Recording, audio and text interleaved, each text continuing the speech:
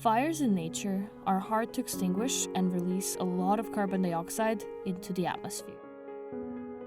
There are two different types of wildfires that you may know of. One is a forest wildfire and another is a peat fire. When a forest fire burns, it looks like an open flame. When a peat fire burns, it smolders underground. In this video, we're going to focus on peat fires. Unlike forest fires, it is not easy to extinguish a peat fire. You can't just pour water on the fire, you can't slow it down by controlling it, you can't put fire retardant on the fire. Sometimes, in extreme cases, peat fires can be extinguished by flooding the entire area with water. Water is a precious commodity, and in many countries, we want to keep our water safe for drinking. Is there another way to extinguish fires without using water?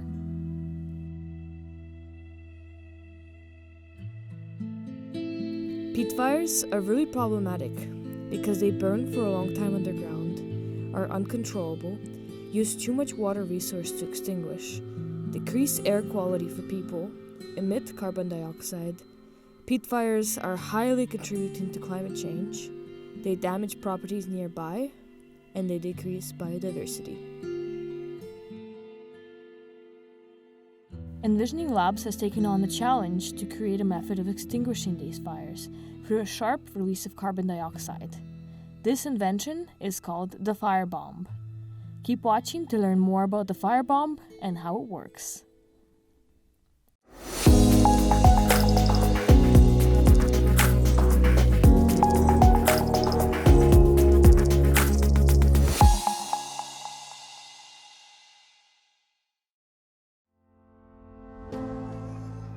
Imagine if we can extinguish a peat fire by using a rapid carbon dioxide release mechanism called the firebomber.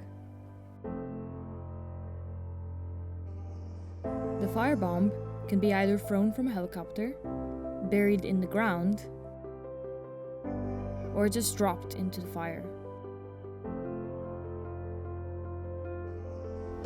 The firebomb releases a major amount of carbon dioxide, essentially suffocating the fire from the inside.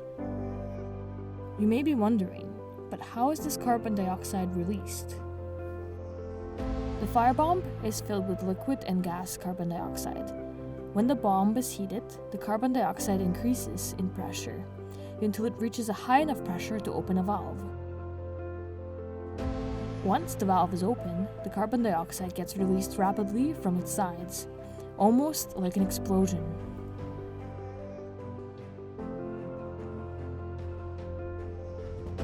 The great thing is that the carbon dioxide used for the bomb can be the same carbon dioxide that is captured from other emitting sources.